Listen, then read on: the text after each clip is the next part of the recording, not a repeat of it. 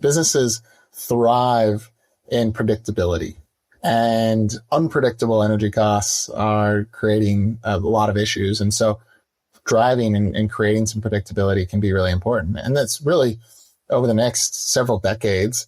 And it really doesn't matter what commercial model you're using, because if you get a power purchase agreement or energy as a service agreement, you can lock in a price. And in some cases, you can lock in that price at a 0% escalator. In others, you may have a 1 to 3% escalator.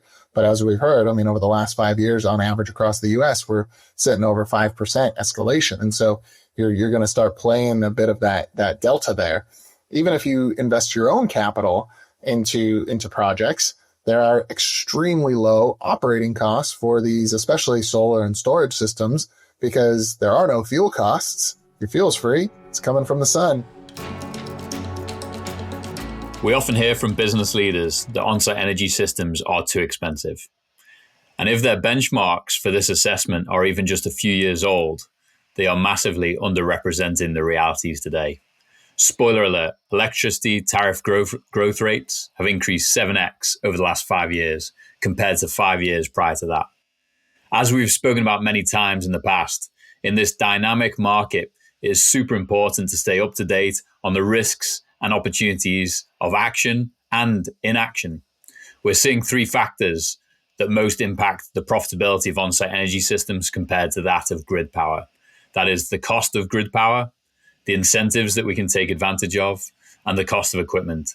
And in today's episode, we're going to focus on the cost of grid power. Dan, before we do, how are you? Excellent. Thanks, Gareth.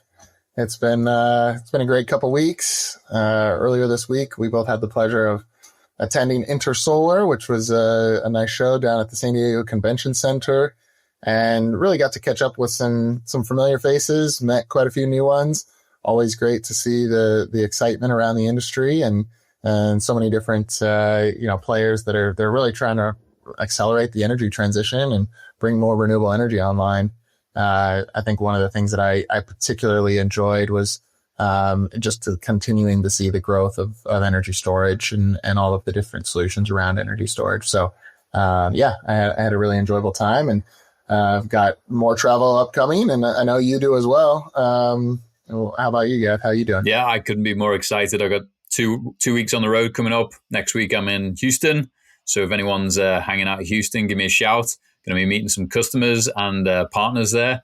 And then I travel out to Austin, and I'm going to be there for South by Southwest, my first South by Southwest adventure. I'm going to be speaking on a couple of panels about sustainability in healthcare and the opportunities of on-site energy for the healthcare industry. So I am very excited for that, and excited for the show. I've heard it can be quite overwhelming.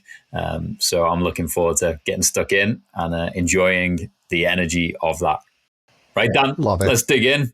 I know you've been doing a lot of research because you get asked this question a lot by our customers and prospective customers about the cost of energy and how much it's changing. And often there's a reflection that maybe the generation costs haven't changed. And so why are the rates going up? And I'd love to get the research that you've done. Yeah, I'll jump in. I think to provide some context to the question that I've heard quite a few times is, why, we've taken a look at on-site energy, didn't really pencil for us. So yeah, it's not necessarily something that we're running after. And my follow-up question is always, well, when did you take a look? 3 or 4 years ago, 5 years ago? Well, the business cases today are far different than what they were several years ago. And that's what I'll be diving into. And so I did an analysis with using Energy Information Administration's data, so the EIA data. And now this data goes all the way back to like early 2000s, but really I focused on what's happened over the last 8-9 years, really back to 2016. So I kind of broke it into two separate cohorts because there's pretty stark contrasts between the two. I broke it into the period of time between 2016 and 2020, and then the last 4 or 5 years, 2020 to 2024. And when you look at that, and I'll open with just on average across the US, and then I'll dive into a couple specific states. But when you look at the average across the US, from 2016 to 2020, across that 5-year period, you saw an increase of 3.28%, or an average annual increase of about 0.6%, which is not very much. It's well below inflation. And so that, I think, is a period of time when maybe many different business leaders and companies took a look at on-site energy, and it just felt like the rates were not changing at all, and maybe there wasn't as strong a business cases. But then if you look over the last period of time from 2020 to 2024, during that 5-year time period, you see an increase of 22.86%. Staggering. That's 7 times the increase over that same time period from 2016 to 2020 versus 2020 to 2024. Average annual increase, again, across the U.S. is a bit over 5% at 5.14. Now, not all places are created equal, so let's dive into a couple specifics. And I'll first start with the two kind of extremes. The first extreme being right here in our own backyard here in California, where from 2016 to 2020, we saw a 16.3% increase in electricity rates. So still a pretty significant increase, nearly 4%, just under 4%, average annual increase. But from 2020 to 2024, over 72%, 72.33% increase, which is absolutely crazy. And we'll be diving into some more reasons for that here in California here shortly. And that gives an average annual increase of just under 15%. Now, on the entire other end of the spectrum, Wyoming. Now, arguably, these two states could not be any more different. Population-wise, Wyoming, I still think, is hovering somewhere around 700,000 people. And here in California, we're pushing 35 million. So very different. But over 2016 to 2020, their rates came down, and they came down by just almost 1.5%, 1.4%. And from 2020 to 2024, they came down very significantly, a little over 15.5% at 15.6. And so you may hear that and say, oh, there's probably other states. Well, that was one of 2 states. This was North Dakota. Wyoming was the one other state that did have a decrease from 2020 to 2024. All other states increased. There was only one other state that had under a 5% increase, and that was Nebraska. And then when we look on the other side of the spectrum, Delaware, Maryland both had decreases from 2016 to 2020 of 8.8 and 11.5 respectively. But then in 2020 to 2024, 32 and 33% respectively. So big increases. And so what that's doing is that's really changing the economics of looking at on-site energy.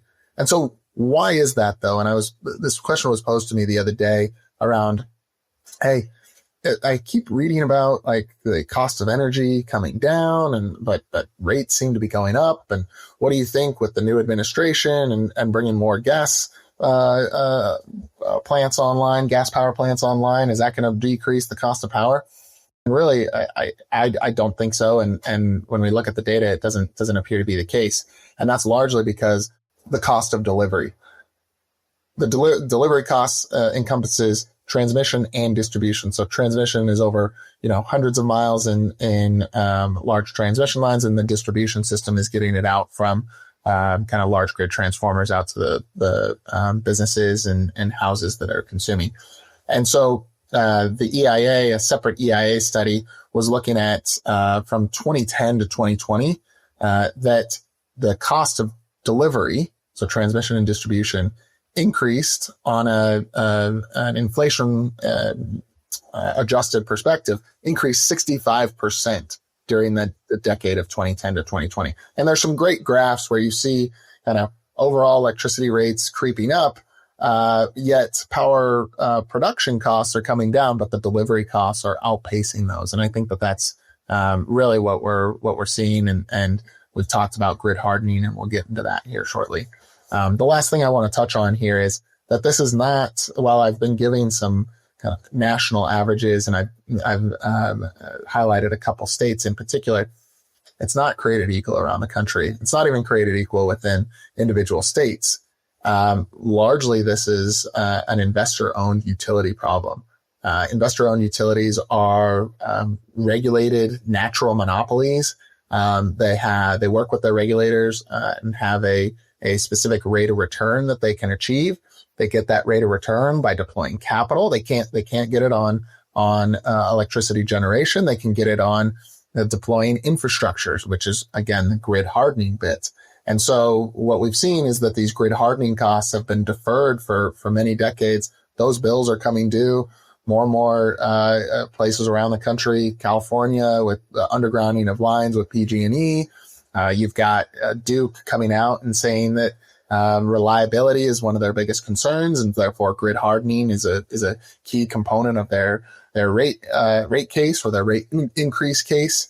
And so we're going to continue to see transmission and distribution and delivery really playing an outsized impact on the rates that we pay as ratepayers or that businesses pay to run their businesses. So Gareth, maybe I'll pass to you and you can dive a bit deeper onto some of the things that we're seeing here in California. Yeah, and the reason we use California as an example is, well, first of all, it's like the fifth largest economy in the world, and it not only does it lead the charge with a lot of sort of energy transition initiatives. So it's like the lighthouse beacon, but it's also the canary in the coal mine for what's coming for everyone else. And it also has amazing insights and data. And we touched on this briefly in our 2025 predictions, but Stanford University looked at California. And I think one of the misconceptions they wanted to challenge that a lot of people dive into, Dan, which you alluded to, is, they believe that higher penetration of renewables on the grid results in higher energy costs.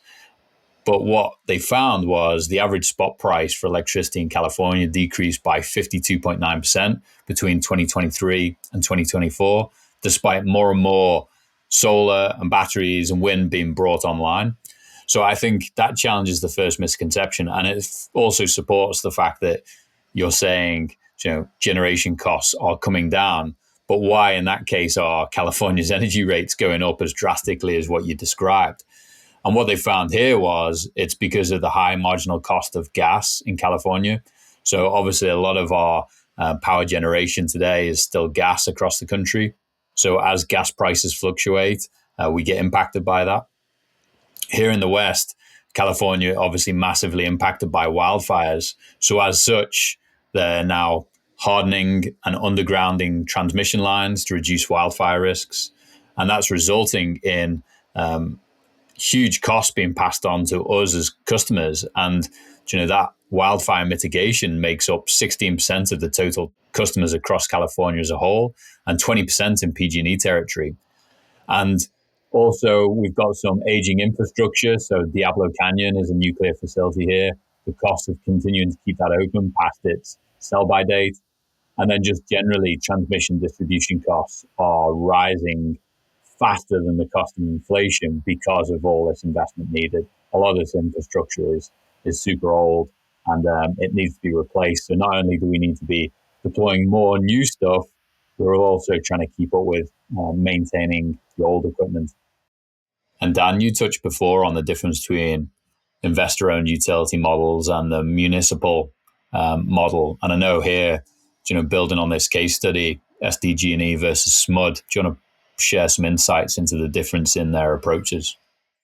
Certainly. I came across this report that was shared by another industry colleague that was highlighting this rate of return and basically an argument from a group called the American Economic Liberties Project on how to right-size the formula for stopping investor-owned utilities from overcharging the public. And within that study, they found that I'll dive into SDG&E and SMUD here in a second, but over the last 3 years, so from 2021 to 2024, the rates for investor-owned utilities have increased 49% more than inflation, whereas the publicly owned counterparts, so municipal utilities and co-ops, have increased 44% less than inflation. And really where that came to bear was looking at San Diego Gas and Electric, which is an investor-owned utility here in California, and their residential rates, and similarly, you could see it across to their commercial and industrial rates, increased 78%, whereas SMUD the Sacramento Municipal Utility District, which is a municipal utility, roughly of similar size as far as number of customers served, they saw their residential rates raise less than inflation. And when you look at their rates at the residential level, it's 45 cents a kilowatt hour NSTG&E and 17 cents a kilowatt hour for Sacramento Municipal Utilities District, which we're here in the same state. Why is that? A large part of that is that investor-owned utility business model, and their desire as an investor-owned utility, and like any other public entity, is to grow. A big part of that growth, while they do have an expected rate of return, is to deploy capital. That's how they deploy. That's how they get their profits. Well, the more capital they deploy, the more profits they get. The more capital they deploy, the higher they can charge to the ratepayers. It's this vicious cycle, and so it's not something we're not here to debate how we get out of that cycle, other than to say businesses do have an opportunity to stabilize their costs, and we'll get more into that in a minute, but. Gareth, I know you took a look at your own bill, and it was pretty staggering. What did you find? I'm an SDG&E customer, and my power generation cost for this month of February, which has just finished, $63. My delivery costs $140, and so my generation costs were 31% of my bill, and the rest, the 69%, is made up by delivery costs. And so that really, I think, highlights your point, Dan, is that energy costs are just going to keep going up and up and up. Even if we had a handle on generation is now becoming far less of an impact on our bills. It's all about how do we get the power to where it's needed, and doing that with the current infrastructure is not possible in a cost-effective way. Certainly. Yeah. And it's, again, not to be debated on this episode, but I think there's bigger powers that be within the public utilities commissions of different states to handle how they address this issue. But what are we looking at in the years to come? One is growing demand. We've hit on that in several episodes. I'm sure a lot of people are hearing about that through electrification, data centers, electrification of transportation. But one of the key things within that is that increasing demand requires more energy to flow through the system. More energy flowing through the system requires upgrades to the grid infrastructure, because it just needs to, in order to pass 5 megawatts through a particular piece of equipment that has historically only had 1 megawatt pass through it, you need to upgrade it. And so that's gonna create costs that are then really passed on to ratepayers within that utility service territory to kind of democratize that cost, if you will, a bit. We see that example within data centers, where data centers are looking to build gigawatt scale data centers, or at least data centers in 200 megawatt blocks, and they are requiring significant infrastructure upgrades on the grid, and then those costs are getting passed on to ratepayers. So there's a big argument going on that those costs should be borne onto the data center that's going to reap the benefits of those upgrades, not passed on to everybody. And there has been some cases of that starting to happen. And then the next one would be the aging infrastructure. We've shared on a previous episode that large grid transformers on the grid, their expected life is roughly 25 years. The average age of those that are on the grid today are 40 years old. So we're going to see more failures, and those are going to drive costs. We're also seeing supply chain issues in transformers, both in timing but also costs, and so that's only going to be passed on to ratepayers. At the end of the day, ratepayers pay for everything. So there's that. Then there's also all kinds of little things. Think about the hooks on transmission towers and all kinds of different components on the grid that make this, the largest machine ever known to man, which is the grid, operate. They just need to continually be updated, and that's going to be borne onto the ratepayers. And then there's another interesting aspect of all of this on the generation side, which is some retiring generation. And Gareth, maybe you can touch on that. Yeah, it's kind of crazy, isn't it, Dan? I think just to finish the thought around the aging infrastructure, the Association of Civil Engineers give our grid, the transmission distribution infrastructure, a C- rating based on its age and its reliability. And so that right now is only going to continue to diminish no matter how hard we work, just because of the sheer age and volume of infrastructure that needs to be upgraded. And it's estimated that major utilities will spend $34.3 billion in 24 was the spend. That was up from $30 billion in 2023. And the distribution investment back in 23 was $57 billion. And so these are pretty significant numbers that need to be continuously deployed into that infrastructure. But yeah, the capacity maintenance and reliability piece is one that is often overlooked. There's a lot of talk in the market today about how do we meet this growing demand, but we actually have an existing demand that we also need to service. And NERC actually did an assessment, and they identified that 88 gigawatts of generation capacity will likely have to retire by 2032 due to its age, mostly coal and gas plants.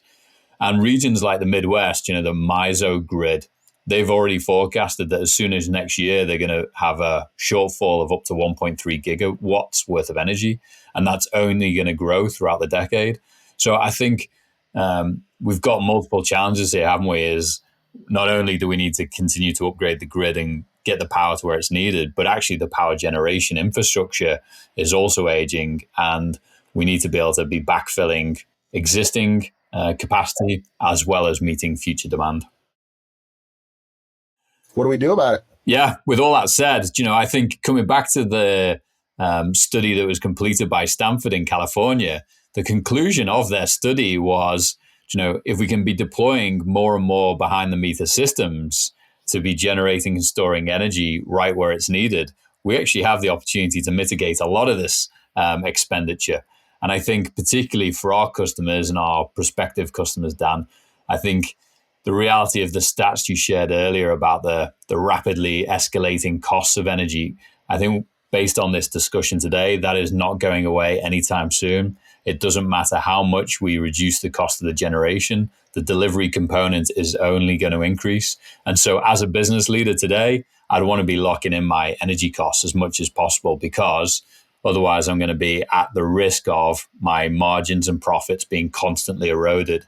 And I have no visibility on what that looks like. And so I have to sort of predict the unknown.